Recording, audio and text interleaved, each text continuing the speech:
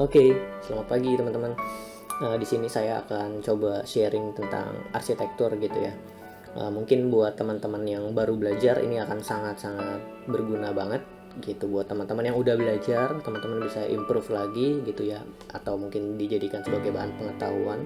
Atau mungkin buat teman-teman yang udah expert, ya boleh dikasih masukan kalau ada yang kurang atau ada yang perlu ditambahin gitu ya. Karena ini sama-sama sharing bentuknya. Kenapa kita harus pakai gitu ya arsitektur di Flutter gitu ya, ataupun mungkin di project teman-teman lain yang teman-teman kerjain, mungkin web atau apa dan segala macam gitu ya. Oke, saya akan jelasin ke depan ini gitu ya. Langsung aja. Apa itu arsitektur gitu teman-teman?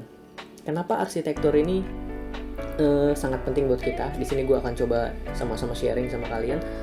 Yang pertama, arsitektur itu ada yang bilang pattern gitu ya. Pattern itu hal yang sangat luas di dalam sebuah arsitektur project gitu. Jadi pattern ini berbicara hal yang luas. Artinya apa? Artinya pattern ini berbicara gimana kita menulis coding, gimana kita menamai sebuah kelas, di mana kita menempatkan kelas di dalam suatu package, pembagian package-nya seperti apa, terus kemudian pembagian fungsi dari setiap package, kategorinya apa, apakah ini package tentang repository yang koneksi kepada database, atau ini package tentang device yang ngurusin permission dan segala macam kepada native-nya gitu ya, atau mungkin ini package untuk modelnya, package untuk utilitiesnya gitu yang akan kita pakai semuanya, tools itu semua untuk kita pakai dalam pengerjaan project gitu ya.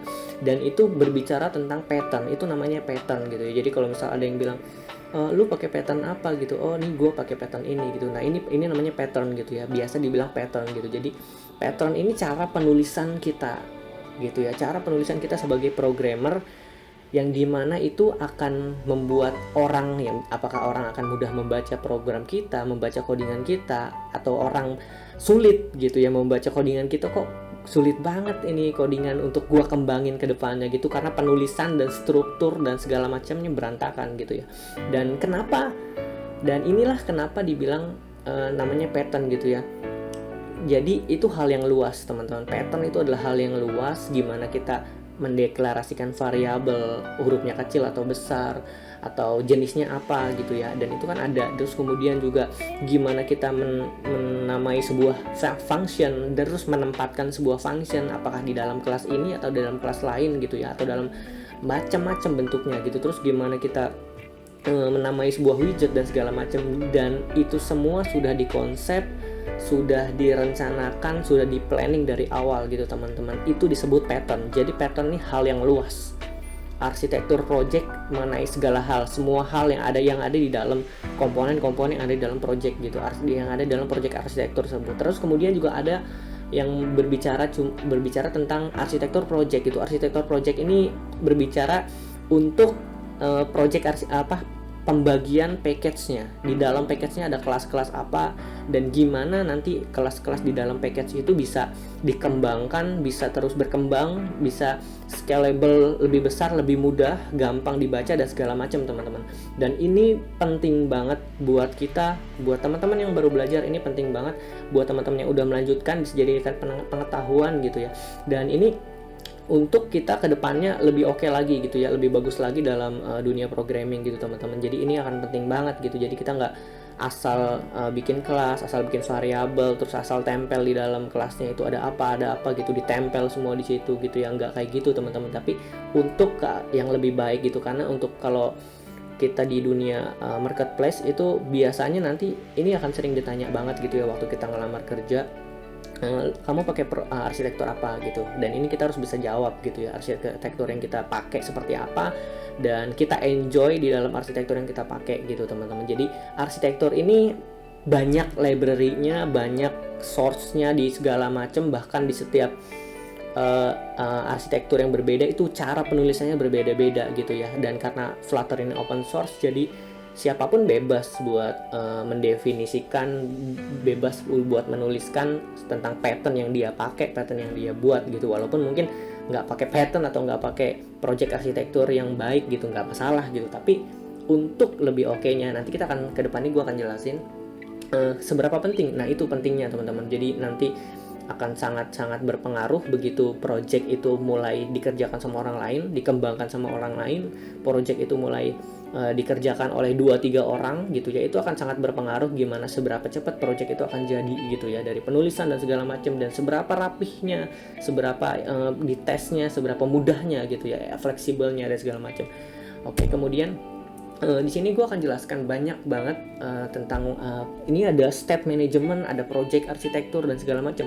Teman-teman bisa searching sendiri gitu ya. Gue nggak akan terlalu jelasin secara detail. Kalau di sini gue akan lebih seperti yang gue lihat gitu ya, seperti yang gue lihat di dalam gue punya project arsitektur.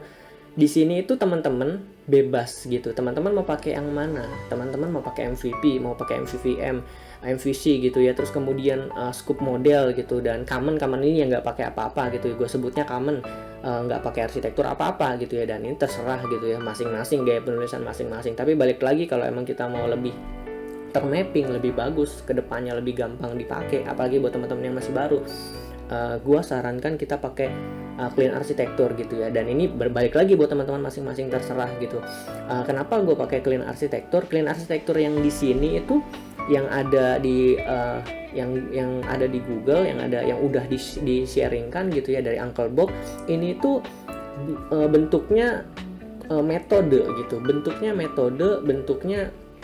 riset gitu ya, gimana menempatkan kelas, gimana membagi sebuah package dan segala macam agar kedepannya lebih reusable gitu ya, di tesnya lebih oke dan segala macam. Dan terus juga agar kita penulisannya juga bisa lebih rapi dan segala macam, dan ini ada di dalam clean arsitektur ini gitu ya. Jadi teman-teman bebas mau pakai state management apa, project arsitektur apa. Bahkan project arsitektur dengan state management ini itu hal yang berbeda gitu ya, karena project arsitektur ini ada di luar, sedangkan state management ada di dalam project arsitektur gitu ya. Dan kalau di sini gue akan lebih menjelaskan clean arsitektur ini yang akan gue pakai adalah untuk bagian yang project arsitekturnya. Jadi bukan kepada desain patternnya gitu ya, gimana penulisan di dalam ada controller, ada state management dan segala macam, itu nggak gua pakai. Kenapa? Karena gue punya gaya penulisan sendiri, di mana gue cukup ngambil daripada clean arsitektur ini untuk project arsitekturnya gitu. Project arsitektur itu ya pembagian package dan kelas-kelas, teman-teman. Nanti gue akan jelasan di slide selanjutnya. Terus kemudian di sini ada banyak MVP segala macam, teman-teman bisa baca sendiri, scope model segala macam. Ini hampir semuanya udah gue pakai. MVC yang belum gue pakai gitu ya. Bahkan di dalam MVC pun begitu gue melihat riset dan segala macam, nggak semua programmer cara penulisannya sama gitu ya, hampir semuanya berbeda kalau gue lihat gitu ya. Cara penulisan MVC-nya berbeda, scope modelnya berbeda, MVP-nya berbeda gitu. Jadi teman-teman gak usah bingung, teman-teman pakai cara teman-teman yang memang teman-teman ngerti dan teman-teman tahu, itu akan lebih memudahkan orang lain gitu ya. Nanti di slide selanjutnya gue akan jelasin. Di sini sekali lagi gue pakai mencoba memperkenalkan clean arsitektur untuk project arsitekturnya aja. Kenapa? Karena begitu gue lihat ke dalam dia punya git source code-nya, clean arsitektur ini ke dalamnya udah terlalu kompleks. Kenapa? Buat gue udah terlalu kompleks.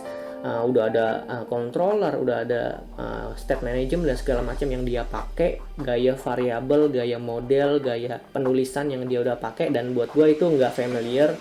Jadi buat gue juga kedepannya untuk mengembangkan itu gue butuh effort yang lebih lagi, waktu lebih banyak gitu, dan gue nggak mau menghabiskan waktu di sana. Jadi gue tetap akan pakai clean arsitektur projectnya aja gitu, pembagian projectnya aja yang akan gue pakai ke depan gitu, karena gue udah punya gaya penulisan dan pattern sendiri. Terus kemudian goalnya apa teman-teman? Kenapa kita harus pakai arsitektur? Yang pertama itu reusable gitu, jadi gampang dipakai, gampang dikembangkan sama orang lain, gampang dibaca sama orang lain. Jadi codingan kita akan lebih oke begitu codingan itu jatuh ke tangan orang lain, dikerjakan 2-3 orang. Satu project dikerjakan 2-3 orang gitu. Nanti mereka akan menuliskan dengan gaya yang sama, dengan cara pembedaan package dan segala macam itu sama teman-teman, dan itu yang membuat coding reusable gitu ya. Jadi arsitektur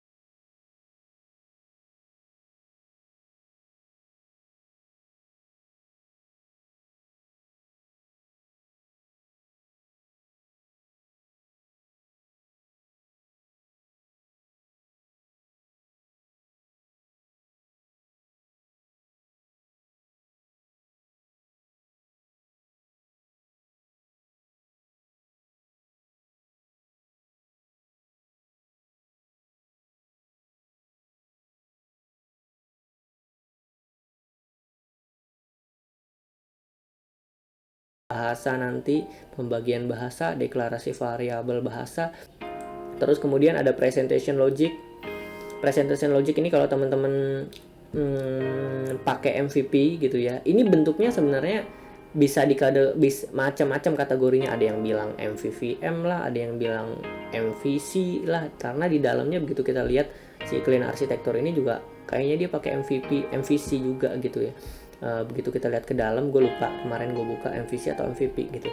Terus kemudian ada domain, use case, terus kemudian entity, terus kemudian repository. Repository ini untuk koneksi ke database teman-teman. Jadi teman-teman punya gaya penulisan masing-masing untuk repository. Kelasnya terpisah.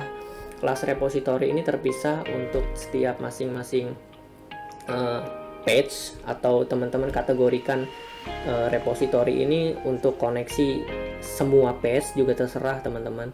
Jadi ini bisa di dalam satu kelas atau kita bagi ke dalam banyak kelasnya. Nanti repository ini koneksinya untuk ke database. Jadi ini yang gue bilang terpisah antara repository, terus kemudian widget kita, terus kemudian presentation logic kita gitu loh ya. Jadi ini semua terpisah. Begitu di salah satu di antara ini ada yang error, ini akan lebih jelas kelihatan errornya di mana. Dan cara penulisannya udah terbagi, jadi akan lebih gampang, lebih oke lah teman-teman untuk dipakai, untuk scalable dan segala macam. Terus kemudian model juga di sini, model terkait repository, model datanya nanti akan seperti apa, baik data yang kita kirim atau data yang kita terima gitu ya, entah lokal, entah data dari API gitu teman-teman. Jadi ini bentuk daripada clean arsitektur. Rekomendasi gue untuk untuk teman-teman bisa pakai untuk project arsitekturnya aja. Kalau teman-teman ngerasa terlalu kompleks begitu ngambil package-nya dia, karena gue juga pakai cuma project arsitekturnya aja, pembagiannya aja. Oke, terus kemudian kita akan implementasi ke project yang nyatanya teman-teman. Di sini gue akan sharing, ini adalah project yang gue buat sebelum gue pakai arsitektur. Jadi sebelum waktu pertama kali gue belajar Flutter, pada saat itu gue masih belum ketemu gue harus pakai arsitektur apa. Gue masih desain pattern gue belum kebentuk, gimana gue nulis code, gue nulis pembagian package dan segala macam masih belum terbentuk teman-teman. Tapi seiring berjalannya waktu, begitu gue mulai ketemu teman-teman yang lain yang lebih oke cara penulisannya gitu ya, yang lebih bagus codingnya, gue mulai belajar teman-teman. Ternyata ini yang lebih bagus, ini bisa gue ambil, bisa gue pakai. Jadi pengembangan gue lakukan terhadap diri gue sendiri gitu ya. Nah ini teman-teman bisa lihat di sini ada API, berantakan banget gitu ya. Di sini gue pakai scope model waktu itu, state managementnya. Ini database gue pakai SQLite gitu ya, SQFlite gitu ya kalau di sini. Terus kemudian di sini ada model yang waktu itu gue penulisan model gue, teman-teman bisa lihat di sini hancur banget gitu penulisan modelnya, berantakan gitu ya. Terus juga ini gue bagi-bagi namanya segala macam gitu ya. Terus juga di sini ada utilities, jadi tentang tema yang gue pakai, color yang gue pakai. Terus juga di sini sebenarnya ada part-part yang dimana ini widget. Terus gue taruh di sini, ini juga masih berantakan. Terus kemudian di sini ada widget. Widget ini ya semua bentuk page juga parsial ya, artinya komponen kecilnya, misalnya kayak button, kayak labelnya, terus kayak drop downnya atau segala macam apa gitu teman-teman yang teman-teman pakai. Kemudian ini screen berbicara tentang page-nya gitu ya teman-teman. Jadi ini masih sangat-sangat berantakan banget awal pertama kali gue belajar tentang Flutter gitu ya, mencoba bikin satu project gitu teman-teman. Tapi berjalan gitu ya, bisa jalan codingannya gitu. Tapi untuk reusable mungkin masih sangat kurang gitu teman-teman. Buat teman-teman yang bisa mau ngembangin lagi gitu ya, ini sangat kurang dan masih banyak lah yang harus dibenahin gitu ya. Tapi programnya tetap bisa jalan gitu teman-teman. Terus kemudian di sini bedanya sama yang gue buat udah pakai clean arsitektur. Ini yang seperti gue bilang tadi, ini gue udah pakai clean arsitektur. Di sini teman-teman bisa lihat ada app ini presentation yang tadi dibilang gitu ya. Jadi kalau kalian buka di Git-nya itu namanya presentation atau app gitu, atau teman-teman mau kasih penulisan gaya lain terserah gitu ya, sesuai dengan teman-teman enaknya aja, gampangnya gitu teman-teman. Oke, di sini ada, kalau di sini gua buat namanya app, terus kemudian ada data. App ini berbicara tentang ya tadi widget, utility, screen, state management yang gue pakai gitu ya, atau mungkin hal-hal lain. Terus data ini lebih ke database gitu ya. Jadi kalau misalnya app ini berbicara tentang screen, utility yang gue pakai gimana, apakah gue pakai multi language atau gue pakai komponen library apa, terus kemudian gue pakai widget part itu ya seperti tadi gue bilang, buttonnya jenisnya seperti apa, gue pakai fontnya seperti apa, gue pakai temanya seperti apa, warnanya seperti apa, ini ada di dalam apps ini. State manajemennya di sini gue pakai block. Jadi blok ini juga udah lebih terstruktur, autentifikasinya, begitu login, begitu masuk ke home, begitu masuk ke button yang lain dan segala macam, ini akan masuk ke dalam sini teman-teman. Akan lebih jelas pembagiannya gitu ya. Terus kemudian screen-nya ini juga udah lebih jelas. Begitu pertama kali ada splash screen, kemudian login, kemudian masuk ke dalam home, di dalam home ada lagi gitu teman-teman, ada child gitu ya. Nah dalam child nanti mungkin ada lagi. Nah itu yang teman-teman gue bilang lebih scalable gitu ya. Oke, di sini ada utilities juga gitu ya. Utilities ini ada con helper ini session gitu ya, session yang gue pakai, gue taruh sini karena dia ngebantu gue. Terus kemudian aset yang akan dipakai gitu ya, deklarasi asetnya. Konstan ini untuk segala variabel yang bentuknya konstan yang bisa kita pakai di semua kelas gitu ya, entah untuk logic atau untuk apa gitu ya, konstan yang bisa dipakai, atau untuk string gitu ya. Terus string yang akan dipakai di dalam satu label atau apapun. Terus kemudian delta helper, ini pembagian waktu kita nerima dari API atau dari mana gitu ya, format dari datetime helpernya gitu ya. Di sini udah dibuat gitu ya, udah ada. Terus kemudian ini buat flavornya gitu ya. Flavor ini pembagian antara nanti kalau teman-teman masuk ke development, terus ke staging, atau mungkin ke production, atau mungkin environment yang lain. Nah teman-teman tinggal bagi aja, tinggal di sini aja settingannya gitu. Terus kemudian ini juga ada layout helper. Terus kemudian ini preference key ini berhubungan dengan session gua gitu. Terus kemudian routingnya, terus kemudian textilesnya gitu ya, time-nya yang kita pakai gitu ya. Textile ini udah ada pembagian fontnya, terus ukurannya, warna segala macam udah ada di utilities ini teman-teman. Jadi ini pembagian yang gue pribadi menurut gue udah sangat lumayan bagus ya menurut pengertian gue. Terus juga gue gampang membagikannya. Terus gue ada implementasi juga untuk teman-teman gue untuk pakai gitu ya, untuk pakai ini itu. Jadi kita ngerjain satu project dengan arsitektur ini. Terus kemudian di sini ada model. Kalau tadi teman-teman lihat di project gue yang satunya, di sini modelnya udah banyak banget gitu ya. Ini model banyak banget, jadi sangat-sangat membingungkan teman-teman. Terus di sini gue lebih persingkat, modelnya kita cuma pakai satu gitu ya. Ini modelnya kita cuma pakai satu gitu kan. Ini bisa dilihat modelnya, gue cuma pakai satu model untuk banyak jenis data yang banyak model lah, pokoknya model untuk data-data yang gue pakai gitu ya, untuk semua patch gitu teman-teman. Oke, terus kemudian di sini juga ada repository, ada engine segala macam, home dan login ini adalah koneksi ke database yang gue pakai. Jadi ini koneksi dengan API, gue memakai library gitu ya, gue pakai Dio di sini. Jadi di sini ada settingan Dio-nya juga. Dan ini yang gue bilang pembagian kita teman-teman, pembagian kita secara arsitektur lebih baik karena di sini juga untuk koneksi home, untuk berbau tentang home koneksinya ada di sini, berbau tentang login koneksinya ada di sini gitu. Jadi ini arsitektur udah cukup baik gitu ya menurut gue. Dan ini yang gue bilang pembagian arsitektur kita harus lebih jelas teman-teman. Jadi arsitektur yang akan kita pakai untuk teman-teman juga mengembangkan aplikasi harus lebih jelas. Kenapa? Karena untuk orang lain juga bisa pakai, reusable dan segala macam gitu teman-teman. Terus enak nulisnya dan segala macam gitu teman-teman. Jadi ini salah satu project yang bisa gue sharingkan. Kita balik lagi ke ini. Oke.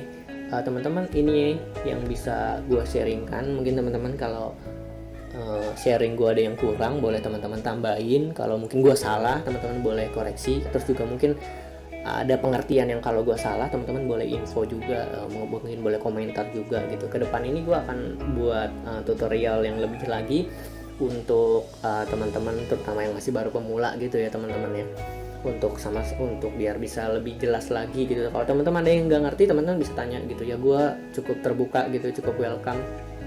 Gue juga cukup orang yang senang ditanya gitu ya untuk masalah Flutter gitu ya. apapun sih, tentang apapun bentuknya gitu. Oke teman-teman, itu yang mungkin bisa gue sharingkan. Kedepannya gue bisa akan lebih banyak lagi buat tutorial. Ya teman-teman bisa bantu gue subscribe biar gue juga lebih semangat buat semua tutorial yang sudah gue jalanin gitu ya, project yang udah gue jalanin, yang sebenarnya banyak banget tutorial yang bisa gue buat gitu teman-teman. Jadi semoga ini bisa jadi pengetahuan yang baik juga buat teman-teman. Oke guys, teman-teman itu aja yang bisa gue sharingkan. Sorry kalau ada salah sekali lagi. Thank you udah nonton channel ini. Oke, selamat belajar teman-teman.